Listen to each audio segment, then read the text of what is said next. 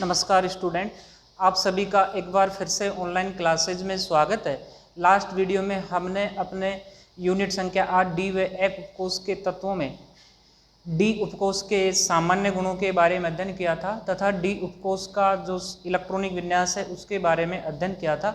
आज हम उससे आगे जैसे और भी डी उपकोष के गुण हैं, जैसे डी उपकोष के तत्वों की ऑक्सीकरण अवस्थाएं, उनके चुंबकीय गुण, उनके रंग, उनके उत्प्रेरक के गुण आदि का अध्ययन इसके बाद से आगे करेंगे। ठीक है, तो अब हम ये देखते हैं कि जितना हमने अध्ययन किया है उसमें एक दो प्रश्न और हैं उनके बारे में, और जो आए हुए भी हैं बोर्ड एग्जाम में भी, उनके बारे में हम पहले देख लेते हैं, फिर हम डी उपकोष के तत्वों की ऑक्सीकरण अवस्था का अध्ययन करेंगे। ठीक, तो भाई देखना, एक प्रश्न है कि ये जिंक, कैडमियम, मरकरी डी उपकोष के तत्व हैं। डी उपकोष के तत्व हैं, लेकिन संक्रमण तत्व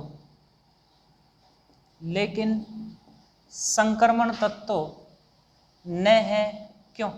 भी ये कहना चाह रहा है कि जैसे हम डी उपकोष के तत्वों को सामान्यतः हम कहते हैं संक्रमण तत्व, जिंक, कैडमियम, मरकरी ये संक्रमण तत्व नहीं है, जबकि ये डी उपकोष के तत्व हैं। क्यों? ठीक, तो इसका आंसर देखो क्या आएगा। सबसे पहले हम ये देखें कि भाई डी उपकोष के तत्वों को हम जो संक्रमण तत्व कहते हैं वो क्यों कहते हैं। संक्रमण तत्व इसलिए कहते हैं कि इनका डी उपकोष सामान्यतः अपूर्ण रहता है या पूरा भरा नहीं रहता है। जब डी उपकोष में जो 5 कक्षक है उनमें हम इलेक्ट्रॉन भरते हुए चलते हैं तो उनका डी उपकोष पूरी रूप से नहीं भरा जाता है, पूर्ण रूप से। इसका मतलब 10 के 10 इलेक्ट्रॉन नहीं आ पा रहे हैं सभी में, इसलिए उन्हें हम संक्रमण तत्व कह रहे थे। अब हम ये देखते हैं कि ये संक्रमण तत्व क्यों नहीं है। तो यदि हम बात करें जिंक की तो इसका इलेक्ट्रॉनिक विन्यास होता है Ar4s2 3d10। कैडमियम का ये हो जाएगा, कैडमियम 4d श्रेणी में आ गया तो 4d10 5s2। मरकरी 6d श्रेणी में आता है, किस में आ जाएगा? 5d श्रेणी में, तो ये हो जाएगा 6s2, यहाँ आ जाएगा ये जीनोन। अब देखो इलेक्ट्रॉनिक विन्यास जिंक का है 4s2 3d10। यदि हम 4s उपकोष के कक्षक बनाएं तो 4s उपकोष में होता है एक कक्षक और डी उपकोष में होते हैं 5 कक्षक। हमें पता है एक उपकोष में एक कक्षक में अधिकतम आने वाले इलेक्ट्रॉनों की संख्या होती है 2, इसके अंदर आगे 2 इलेक्ट्रॉन। डी उपकोष में है 10 इलेक्ट्रॉन। यदि हम 10 इलेक्ट्रॉन को भरें तो ये इस प्रकार से भरे जाएंगे। यदि हम इसके इलेक्ट्रॉनिक विन्यास को अब यहाँ देखें तो यह हमें एक विशेष प्रकार का इलेक्ट्रॉनिक विन्यास दिख रहा है जिसे हम कहते हैं पूर्ण पूरित इलेक्ट्रॉनिक विन्यास। तो जिंक का इलेक्ट्रॉनिक विन्यास कैसा है? पूर्ण पूरित। इसका मतलब पूरे रूप से भरा है। यदि पूरे रूप से नहीं भरा रहता तब तो हम उसे कहते हैं संक्रमण तत्व। अब जिंक का इलेक्ट्रॉनिक विन्यास पूरे रूप से भरा है, इसलिए इन्हें हम क्या संक्रमण तत्व नहीं कहेंगे। सेम यही कहानी एस उपकोष में 2 और डी उपकोष में 10 इलेक्ट्रॉन, ये सभी कहानी कैडमियम के लिए और मरकरी के लिए भी लागू है।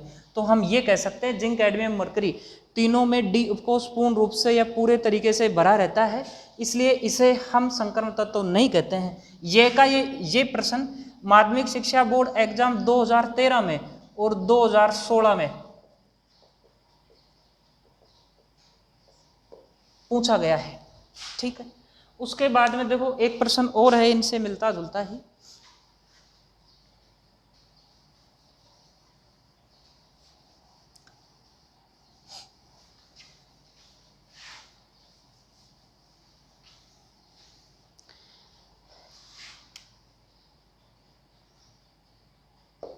ये था एक प्रश्न कि निम्न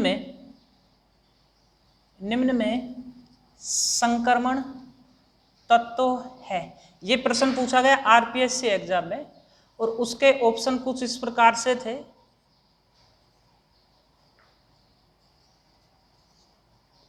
जिंक था, मरकरी था और हाइड्रोजन था और एक आपका था एजी अर्जेंटेनम। ये प्रश्न आरपीएससी एग्जाम में पूछा गया, उसका आंसर आ रहा था एजी। ठीक, अच्छा, सेम इससे मिलता जुलता ये का यही प्रश्न अपने बोर्ड एग्जाम में क्या पूछा गया कि Ag का इलेक्ट्रॉनिक विन्यास D10 है, इलेक्ट्रॉनिक विन्यास D10 है। D10 का मतलब है पूर्ण पूरित है, पूर्ण पूरित है, लेकिन फिर भी यह संक्रमण तत्व है, संक्रमण तत्व है। क्यों? प्रश्न ये कह रहा है कि Ag का इलेक्ट्रॉनिक विन्यास D10 है, यानी D10 का मतलब होता है पूर्ण पूरित इलेक्ट्रॉन विन्यास है, और पूर्ण पूरित इलेक्ट्रॉन विन्यास है इसका मतलब वो संकर्ण तत्व नहीं होना चाहिए, लेकिन फिर भी ये संकर्ण तत्व है। क्यों? ठीक। अच्छा देखो क्या है, यदि हम Ag का इलेक्ट्रॉनिक विन्यास लिखें सिल्वर का, तो भाई ये होता है Ag अपना आता है 4D श्रेणी में, 4D10 5s1। ठीक। S उपकोष में एक कक्षक और D उपकोष में होते हैं अपने 5 कक्षक, इनमें इलेक्ट्रॉन हम भर देंगे। S उपकोष में इलेक्ट्रॉन है 1 और D उपकोष में इलेक्ट्रॉन है 10।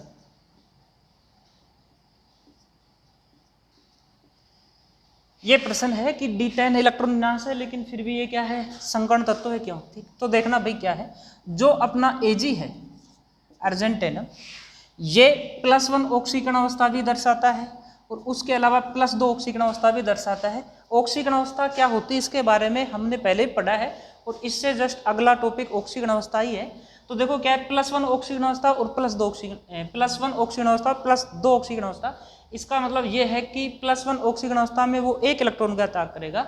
+2 ऑक्सीकरण अवस्था यदि किसी के अंदर है, किसी यौगिक में Ag की ऑक्सीकरण अवस्था +2 है, उस स्थिति में Ag 2 इलेक्ट्रॉनों का त्याग करेगा।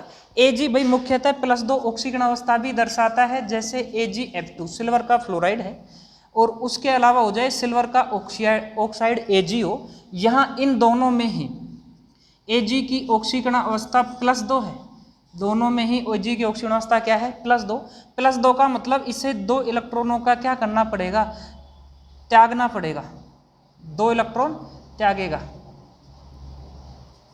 कौन त्यागेगा, Ag 2 इलेक्ट्रॉन त्यागेगा। अच्छा अब ये देखा जाए इलेक्ट्रॉन त्यागेगा कहाँ से, या दूसरे शब्दों में हम ये कह दें इलेक्ट्रॉन कहाँ से निकलेगा। इलेक्ट्रॉन निकलता है सबसे बाह्यतम कोश से।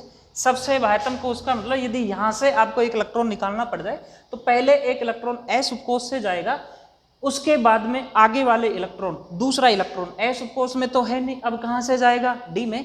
तो हम ये कह दें कि Ag का जो सामान्य इलेक्ट्रॉन विन्यास यदि ये है, तो Ag की ऑक्सीकरण अवस्था जब +2 है, उस स्थिति में जब Ag की ऑक्सीकरण अवस्था +2 है, उस स्थिति में ये 2 इलेक्ट्रॉन त्याग देगा। जब ये 2 इलेक्ट्रॉन त्याग देगा तो इसके 5s उपकोष से 1 इलेक्ट्रॉन है वो 1 गया, तो यहाँ क्या रह गए, 0। उसके अलावा 4D में जो 10 इलेक्ट्रॉन थे, एक और त्याग देगा तो कितने बच गए, 9। जैसे ही D उपकोष के कक्षक हम बनाए और उसमें इलेक्ट्रॉन भरें, तो अभी तक जो 10 इलेक्ट्रॉन थे इस प्रकार से आ रहे थे, अब इलेक्ट्रॉन हो गए 9, तो वो इस प्रकार से आएंगे, ये 9 इलेक्ट्रॉन हो गए। यदि हम इसके इलेक्ट्रॉनिक विन्यास को अब देखें, जो D9 इलेक्ट्रॉनिक विन्यास है, देखने पे हमें ये लग रहा है कि ये पूर्ण पूरित न है, पूर्ण पूरित नहीं है, पूर्ण पूरित नहीं है, पूर्ण पूरित नहीं है। इसका मतलब Ag आपका क्या हो जाएगा, संक्रमण तत्व है। ठीक है, क्या प्रश्न था कि Ag का इलेक्ट्रॉन विन्यास D10 है, ये रहा, लेकिन फिर भी ये संकर्ण तत्व है। क्यों? तो हम कहेंगे Ag +1 ऑक्सीकरण अवस्था के अलावा +2 ऑक्सीकरण अवस्था भी दर्शाता है, जैसे इन यौगिकों में सिल्वर का फ्लोराइड हो या सिल्वर का क्या हो, ऑक्साइड हो, जहां +2 ऑक्सीकरण अवस्था दर्शाएगा तो इसका इलेक्ट्रॉनिक विन्यास जो 4D10 था वो अब 4D9 हो गया। 4D9 होते ही वो क्या हो गया, पूर्ण पूरित नहीं है अब, इसलिए वो Ag कौन सा तत्व हो जाएगा, संकर्ण तत्व हो जाएगा। ठीक है, ये प्रश्न था। ये प्रश्न तो माध्यमिक शिक्षा बोर्ड में इस प्रकार से पूछा गया। आरपीएससी एग्जाम में कारण नहीं पूछ रहा था, ऐसा क्यों था, सिर्फ इतना सा था कि निम्न में संकर्ण तत्व कौन सा है, ये प्रश्न था। ठीक है,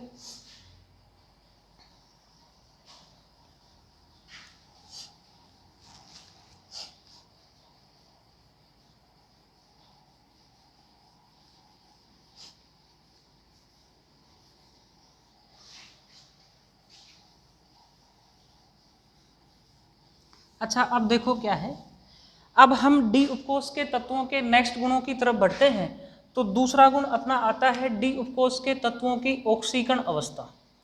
ऑक्सीकरण अवस्था सबसे पहले हम ये देखेंगे कि डी ऑक्सीकरण अवस्था होती क्या है वो सीखेंगे। उसके बाद में हम ये देखेंगे कि डी उपकोष के तत्व कौन कौन सी ऑक्सीकरण अवस्था दर्शाते हैं। जैसे मान लो +2 भी दर्शाएगा, कोई +3 भी दर्शाएगा, कोई +7 भी दर्शाएगा। फिर हम ये देखेंगे कि ये ऐसा क्यों दर्शाते हैं। तो सबसे पहले हम देखें ऑक्सीकरण अवस्था होती क्या है। तो इसकी परिभाषा ये है कि भाई किसी भी स्पीसीज में किसी भी परमाणु से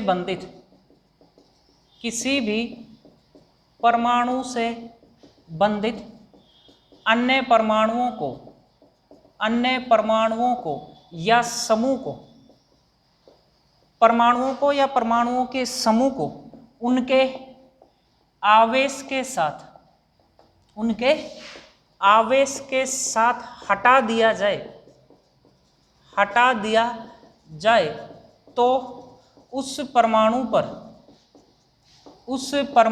पर जो आवेश बचता है वह उसकी ऑक्सीकरण अवस्था होती है। देखो भाई क्या है, ये क्या है,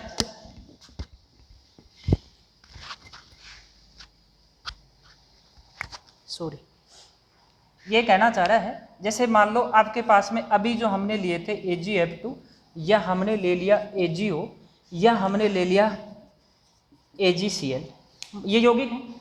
किसी भी स्पीसीज का मतलब हो सकता है वो यौगिक हो, अणु हो या कोई आयन हो, उसमें उससे बंधित अन्य परमाणुओं को हमें यहाँ Ag की ऑक्सीकरण अवस्था मान लो निकालनी पड़ जाए तो हम क्या करेंगे, Ag से मान लो दूसरा कौन बंधित है, क्लोरीन Cl, तो हम क्या करेंगे Cl को जो आवेश है, जैसे Cl पर आवेश रहता है -1, Cl को उसके आवेश के साथ हटा दें तो अब जो Ag पर आवेश बच गया वो Ag की ऑक्सीकरण अवस्था है। अभी ये फिलहाल उदासीन है, Cl का आवेश -1 है।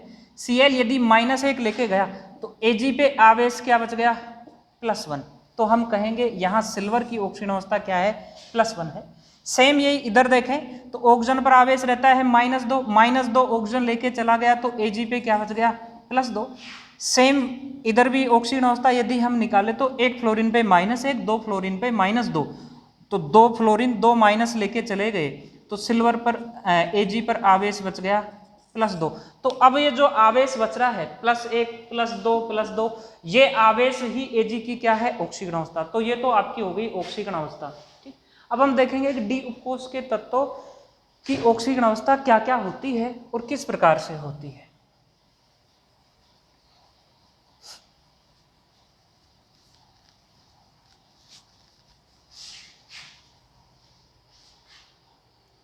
एक तो भाई क्या है कि ये जो डी उपकोष के तत्व हैं के तत्व सामान्यतया परिवर्तनशील ऑक्सीकरण अवस्था दर्शाते हैं, परिवर्तनशील ऑक्सीकरण अवस्था दर्शाते हैं। ठीक, हम ये कहेंगे डी उपकोष के तत्व सामान्यतः परिवर्तनशील ऑक्सीकरण अवस्था दर्शाते हैं। यहाँ परिवर्तनशील शब्द से मतलब है एक निश्चित ऑक्सीकरण अवस्था न होकर कई प्रकार की ऑक्सीकरण अवस्थाएं दर्शाना। जैसे मान लो Mn है वो +2 से लेकर +3 भी दर्शाएगा, +4 +5 +6 और +7 ऑक्सीकरण अवस्था तक दर्शा देता है। इसका मतलब इसकी ऑक्सीकरण अवस्था निश्चित नहीं है। हम ये नहीं कह सकते कि Mn +2 दर्शाएगा या +7 दर्शाएगा, +4 दर्शाएगा।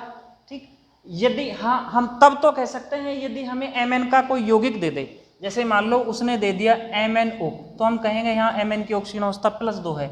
यदि उसने दे दिया MnO2 हम कहेंगे यहाँ Mn की मैग्नीज की ऑक्सीकरण अवस्था क्या है, +4 है।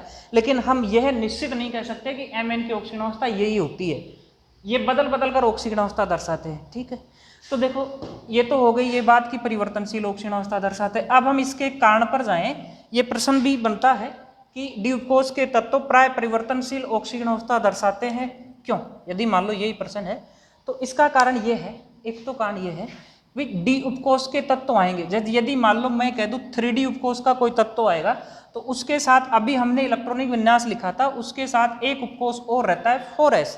इसका मतलब n का मान यदि मैं कह दूं 4 है तो d के लिए वो मान क्या हो गया 3, यानी एक कम। यदि मैं 4s न लिखकर यदि मैं 4 को n मान लूं तो ये हो गया आपके पास में ns कक्षक।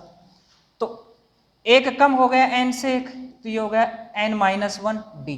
तो हम कहेंगे ns और n-1d उपकोष के मध्य ऊर्जा अंतराल बहुत कम होता है, या हम कह दें नगण्य होता है। भाई जब ऊर्जा अंतराल ही बहुत कम है या नगण्य है तो इसे हम दूसरे शब्दों में ये कह सकते हैं ns व n-1d उपकोष के तत्वों की ऊर्जा क्या होती है, ऊर्जा लगभग बराबर होती है। जब ऊर्जा लगभग बराबर होती है तो ये डी उपकोष के तत्व जब किसी यौगिक का निर्माण करेंगे या किसी दूसरे परमाणु से या परमाणुओं के समय से रासायनिक अभिक्रिया करेंगे, उस स्थिति में रासायनिक बंध बनाने के लिए, हम कहते हैं बंध बनाने के लिए या बंध निर्माण के लिए जो इलेक्ट्रॉन काम में आएंगे,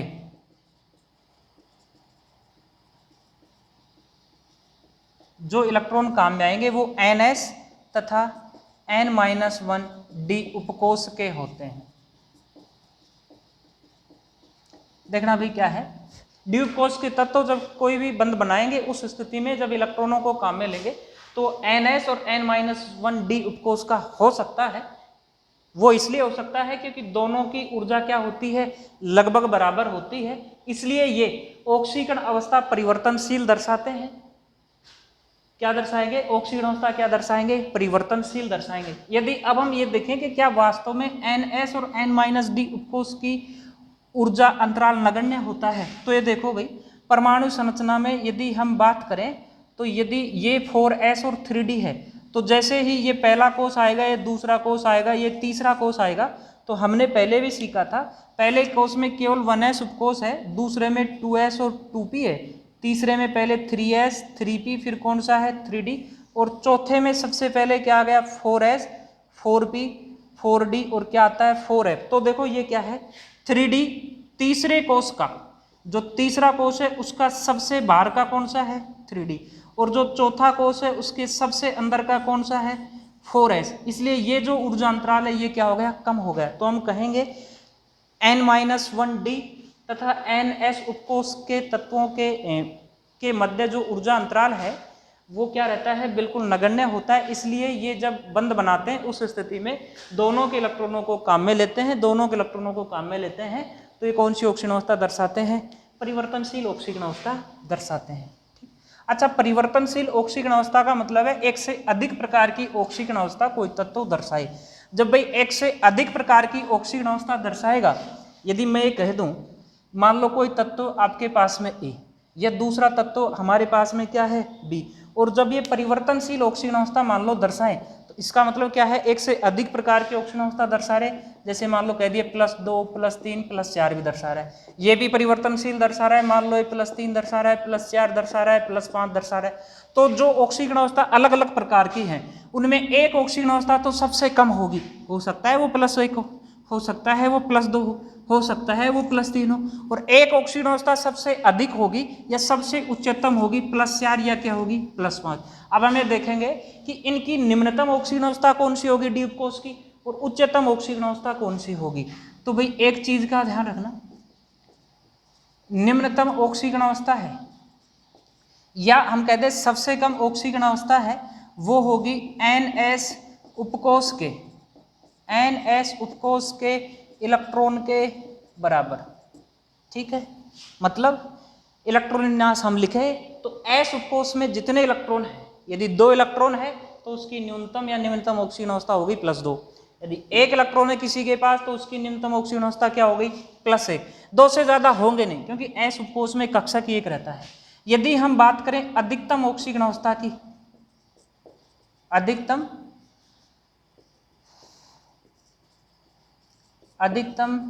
ऑक्सीकरण अवस्था की, तो अधिकतम ऑक्सीकरण अवस्था होगी क्या ns उपकोष के इलेक्ट्रॉन प्लस में n-1d उपकोष के उपकोष के अयुग्मित इलेक्ट्रॉन,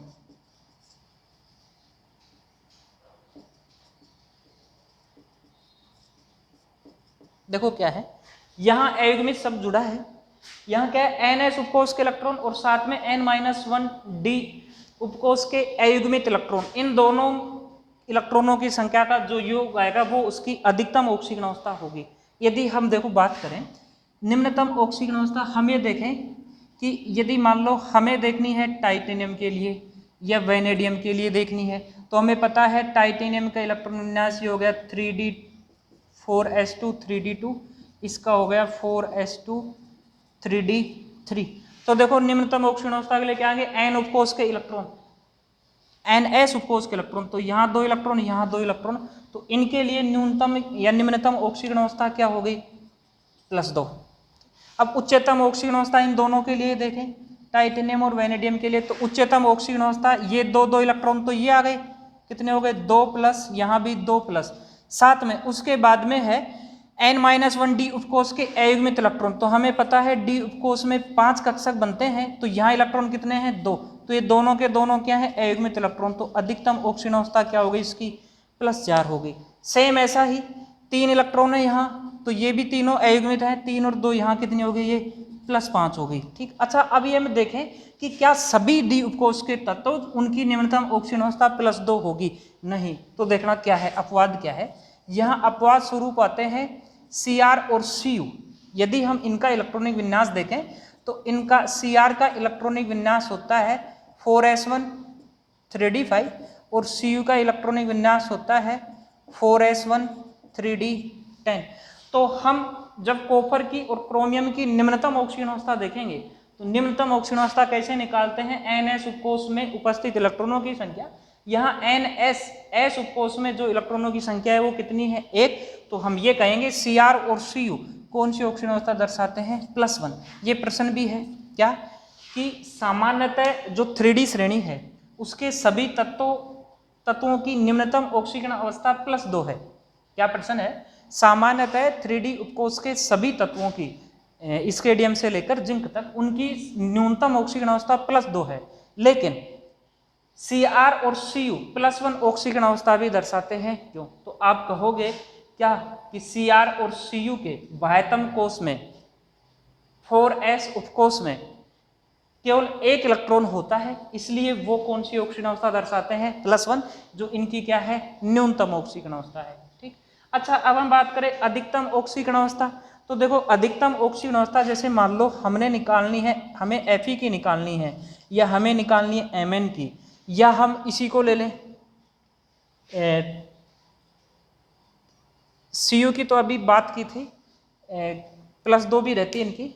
Fe और Mn को हम देखें तो भाई Mn का इलेक्ट्रॉनिक विन्यास और Fe का इलेक्ट्रॉनिक विन्यास लिखेंगे हम पहले, तो Mn का इलेक्ट्रॉनिक विन्यास हो जाएगा 4s2 3d5, Fe का इलेक्ट्रॉनिक विन्यास हो जाएगा यहाँ 4s2 3d6। इन्हें हम लिखें तो यहाँ 2 इलेक्ट्रॉन, यहाँ D उपकोष में 5 कक्षक है, उनमें इलेक्ट्रॉनों की संख्या कुल कितनी है 6, यहाँ D उपकोष में 5 कक्षक हैं और इलेक्ट्रॉनों की संख्या यहाँ इनकी 5, और S उपकोष में कितने इलेक्ट्रॉन हैं 2। तो देखो भाई Fe की न्यूनतम ऑक्सीजन अवस्था और Mn की न्यूनतम ऑक्सीजन अवस्था, S उपकोष में 2 इलेक्ट्रॉन है तो न्यूनतम तो होगी ये।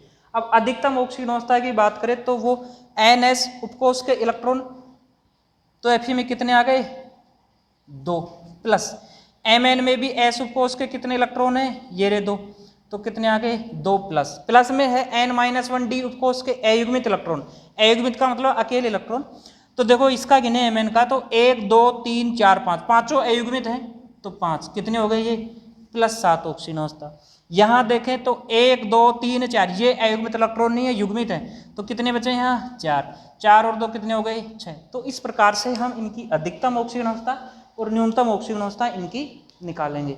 ठीक, उसके बाद में देखना क्या है, हमने ये देखा कि एक तो ये परिवर्तनशील ऑक्सीजन अवस्था दर्शाते हैं D उपकोष के तत्व, उसके अलावा इनकी अधिकतम ऑक्सीजन अवस्था निकालना सीख गए और इनकी न्यूनतम ऑक्सीजन अवस्था निकालना सीख गए। देखो क्या क्या पॉइंट है कि पहला पॉइंट तो है ये परिवर्तनशील, परिवर्तनशील ऑक्सीकरण अवस्था दर्शाते हैं।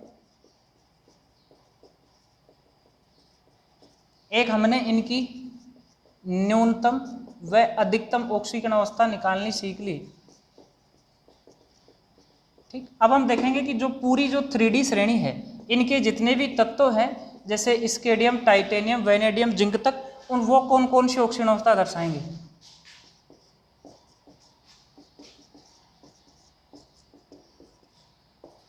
देखो क्या है, हमें कुछ करना ही नहीं है, हमें तो न्यूनतम ऑक्सीकरण अवस्था देखनी है और अधिकतम ऑक्सीकरण अवस्था देखनी है। तो भाई न्यूनतम ऑक्सीकरण अवस्था होती है NS उपकोष में उपस्थित इलेक्ट्रॉनों की संख्या। तो देखो NS उपकोष में एक बार हमने ये मान लिया सभी में 2-2 इलेक्ट्रॉन है, तो सभी की न्यूनतम ऑक्सीकरण अवस्था क्या हो गई, +2। अभी हमने Cr और Cu का एक प्रश्न किया था, क्योंकि इनके S उपकोष में 1 इलेक्ट्रॉन रहता है, इसलिए इनकी न्यूनतम ऑक्सीकरण अवस्था क्या है, +1 है। क्या है, +1 है। एक बात और सामने आती है कि जो स्केडियम है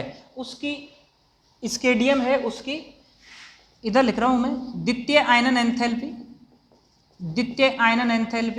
और तृतीय आयनन एंथैल्पी, द्वितीय आयनन एंथैल्पी और तृतीय आयनन एंथैल्पी, इनका मान लगभग बराबर होता है, इसलिए ये +2 ऑक्सीकरण अवस्था न दर्शाकर +3 ऑक्सीकरण अवस्था दर्शाते हैं। हम जब आयनन एंथैल्पी सीखेंगे, इसके बाद में नेक्स्ट गुण आएगा, तब हम इस बात को फिर से देखेंगे कि स्केडियम के लिए +2 और +3 ऑक्सीकरण, +2 और द्वितीय आयनन एंथैल्पी, तृतीय आयनन एंथैल्पी का मान लगभग बराबर क्यों है, जब तृतीय आयनन एंथैल्पी भी उससे कम ही है। जब भाई ऐसा है, यदि आप मार्केट में गए और कोई सामान लेने गए, यदि मैं कह रहा हूँ कि एक पेन की कीमत 5 रुपये है और आप यदि 2 पेन लाते हो तो उसकी कीमत भी कितनी है, 10 रुपये हो गई।